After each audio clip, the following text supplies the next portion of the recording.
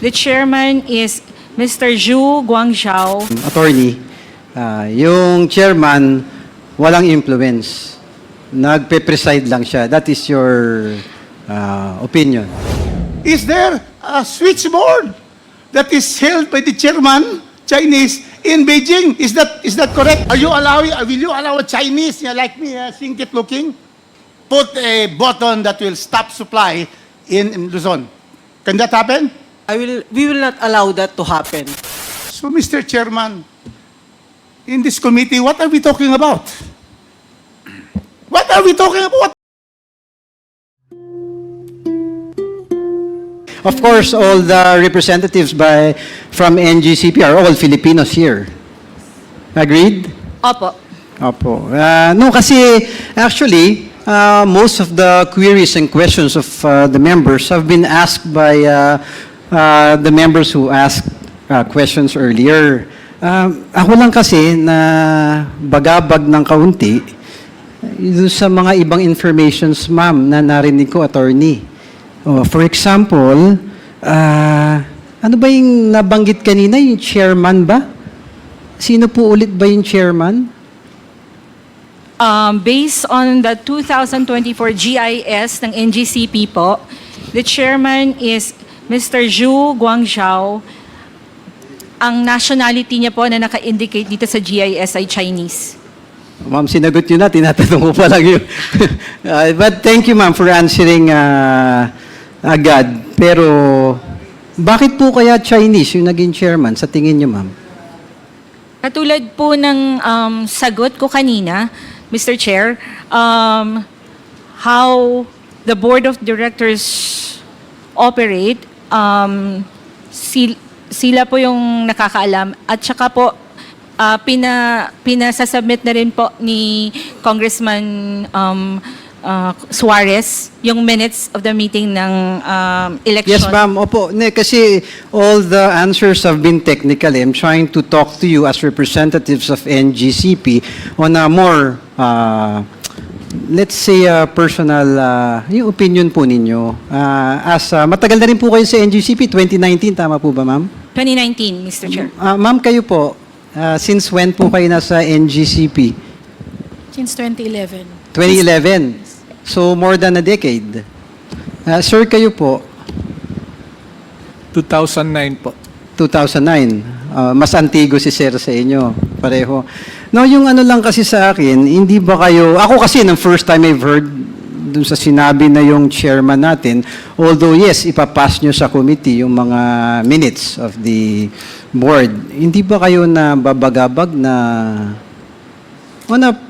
sa sarili niyo pong opinion na I'm sure you are lawyers na meron din kayong sariling opinion. Nababagabag po ba kayo o hindi naman po? Mr. Chair, sa pagkakaalam ko po, insofar as our board of directors is composed and how they proceed with their order of business, ang chairman po ng board only presides. So, para pong nag-preside. So, kung bagabag dahil Chinese. Dahil meron siyang pwedeng ma-exercise na compulsion, kahit sa akin, sir, hindi po. Kasi it's outside. It's ultra vires na po yung gagawin niya kung i-compel niya ako to do anything, Mr. Chair. So, in your opinion, attorney, yung chairman, walang influence. Nagpe-preside lang siya. That is your opinion. That's my opinion, and as they are constituted, Mr. Chair. Yes, I understand that. That's the technical. Yeah. But the reality is, yung chairman, alam naman nating lahat, hindi lang naman hanggang sa preside. Yun naman ang realidad. Pero I won't stay with that. Ang nag-aalala lang ako si ma'am, yung mga narinig kong information, yung control over management, yung extent of influence in decision-making ng operations, medyo nakaka-worry. Yung State Grid International Development Limited or SGID, tama po ba ito yung may 40% ownership, ma'am? Opo, State Grid International Development Limited, Hong Kong, SAR. Buong pangalan po. Sino po ba tong SGID na to, ma'am? Katulad po ng nabanggit ko kanina, Yes, ma'am. NGCP po kami. Technically, ito pong mga korporasyon na to ay separate from us. So ako po walang personal knowledge in so far as sinong nagko-compose kay State Grid International Development Limited. Yes, ma'am. Thank you. I really hope that the committee, sana lumabas po lahat itong mga katanungan ng mga members at control over technical operations. Ma'am, ano po ba yung CTO, yung Chief Technical Officer? Ano po ba ang tungkulin nun?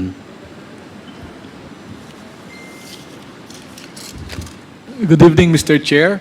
Yung Chief Technical Officer po, under sa kanya yung 4 na grupo, yung System Operations, Planning and Engineering, Operation and Maintenance, and Technical Management Department. Yung Chief Technical Officer natin, Pilipino naman po. Tama po, Filipino po. Ako lang, sa mga narinig ko po, to give way to my other colleagues, nakakabagabag talaga yung mga narinig ko na, yung influence ng bansa ng China sa atin. So, Mr. Chair, that I really hope that the committee will find out to the bottom of things, the queries of each members, and sana itama natin yung dapat itama, na yung mga bagay na dapat in control ang mga Pilipino, dapat fully controlled by Filipino citizens, patriots.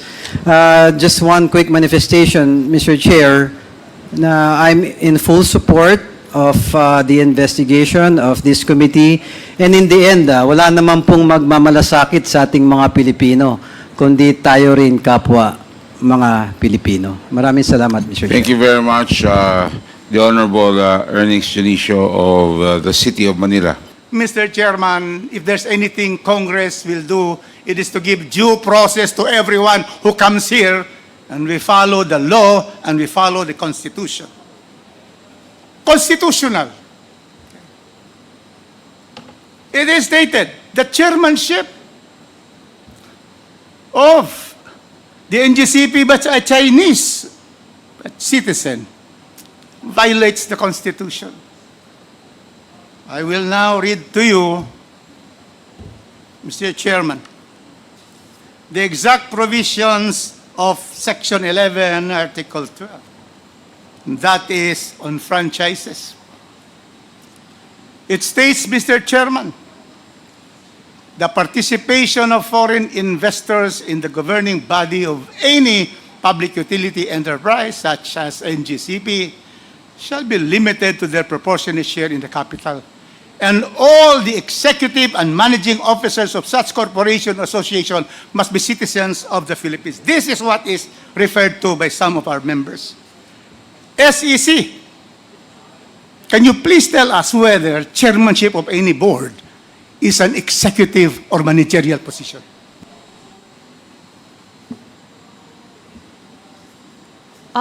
We have here an SEC opinion.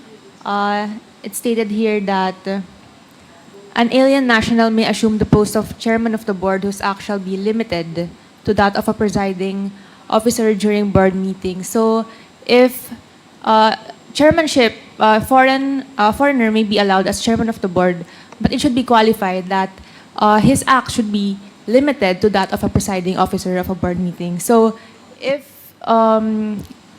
his role involves managerial rules, that is already violative of the Constitution. Very clear, Mr. Chairman. Strike 4, constitutional. Foreigners, as decided by the members of the board, can be chairman. There are some limitations, but precisely Attorney Malyari said that he presides, and normally presiding officers do not vote. Mr. Chairman, clearly, the SEC has stated that foreigners, even minority foreigners, can be elected chairman as long as they preside. ERC, did you find any violation? Right now, you are now the new ERC. Did you find any violation of a Chinese being chairman of the NGCP?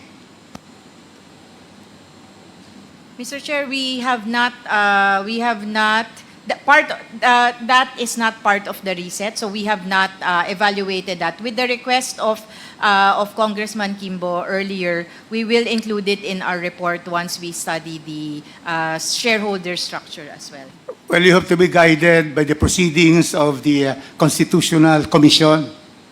That certainly membership in the board and chairmanship is not an executive or managerial position. And there are many other companies which have foreigners as chairmen. So your answer is that nobody has questioned this with you, correct? Has anybody filed a case against NGCP for the removal of this Chinese chairman? Has there been a case filed? None, Mr. Chair. How about the old board? I would like to hear Commissioner Maceda. Has there been a case filed in the ERC, you being the regulatory body, that says that, this Chinese should be ousted because he's not allowed by the Constitution? Has there been a case? Well, from the time I joined the ERC, Your Honor, in 2018, I've not encountered any. None, because nobody can question this, because this is constitutional. So clearly, fourth issue, which had been ventilated, Mr. Chairman. Okay, and now, going to the BIR, to the issue back on taxes. Oh, where's the BIR? So now, I'll go to the last point, Mr. Chairman. Constitutional. Now, the issue now, and I'd like NGCP to answer this. The issue now is national security. But because the Chinese own 40%, there are allegations that there is a switchboard in China, that they will just close the entire country's supply of energy. Mr. Chairman, national security is not found in the Constitution. National security is provided for by words like national interest, economic development, socio-economic solidarity. National security is not there. But that principle, Mr. Chairman, pervades the Constitution. That primarily foremost in the country and the administrators of this country is national security, and that is why in the Constitution, the first article is national territory, because we have to defend our territory against any aggressor, including the West Philippine Sea, against these Chinese illegal trespassers of our West Philippine Sea, as decided already by the International Tribunal of July 12, 2016. The 9-dash line of China has no basis in law and in fact. They lost in 8 counts to the Philippines. And we thank President Pinoy for filing that case in the International Tribunal in Den Haag. National security. Oh, is it true that, these Chinese are going to, because if you say it's true, I will call for the revocation of your franchise. Can the Chinese close any of the 3 control points of the NGCP in the 3 islands of the islands of the Philippines? My island, the land of unfulfilled promise, Mindanao, the promise of the interconnection has been done. That's why I am grateful. We will know. Is there a switchboard that is held by the chairman, Chinese, in Beijing? Is that correct? Let us have the answer. So that this is the national security concern, which I am also concerned, because we do not want China to have, a grip on our energy system. None, Mr. Chairman. Let's have the answer officially. You are under oath. Can the Chinese minority owners, can they sabotage our country by just stopping supply of energy to any part of the country? Answer, please. They cannot, Mr. Chair.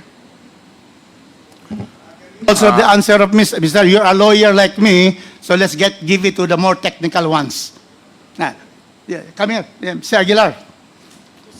Sometimes us lawyers would tend to, know everything, but this is something that is pertaining now to national security and the fact that this Chinese can never come to one of your control system site and go there and turn off the grid in Luzon, or go to the Visayas, or come to the city of Golden Friendship, my city of Cagayan de Oro, to be able to stop the supply of electricity in Mindanao. Can you now explain to us under oath what is the situation? Can they do it? Yes, sir. They cannot control the power system of the Philippines with a single button. Yes, sir. Any switchboard or control being held by people in Beijing or even in Guangzhou, nearer to us, that they can, interfere in the supply of energy in the Philippines? None. None, sir. And if they try to come to the 3 points, are you going to shoot them, which I suggest, to sabotage our supply? Will you do that, Mr. Aguilar? Do you have a gun? He's Mr. Agustin. Mr. Agustin. Oh, I may not... will you allow a Chinese like me, singkit looking, Yes, sir. to go there and then, disperse with the 3-man team and then put a button that will stop supply in Luzon? Can that happen? We will not allow that to happen, but I think we will not shoot them, sir. We should shoot them if they do that, because that is part of self-defense. So, Mr. Chairman, with all these testimonies from, first, the ERC, second, the SEC, third, the BIR, through my statement, and the NGCP. So, Mr. Chairman, in this committee, what are we talking about? What are we talking about? What do you want to do with NGCP? It has complied with all of the requirements of the franchise. It has complied with the Constitution. So that is what the question is, but you don't have to answer. Because that is the prerogative of the Committee on Franchise to look into all the franchises of this country and be able to evaluate their performance and have even a motu proprio investigation. So thank you so much for Thank the you very opportunity, much. Mr. Chairman. Again, Cagayan de Oro and Mindanao is thankful for the interconnection of our lines to the Visayas and to Thank you Mindanao. very much. The Honorable President is recognized. Thank you, Mr. Chair.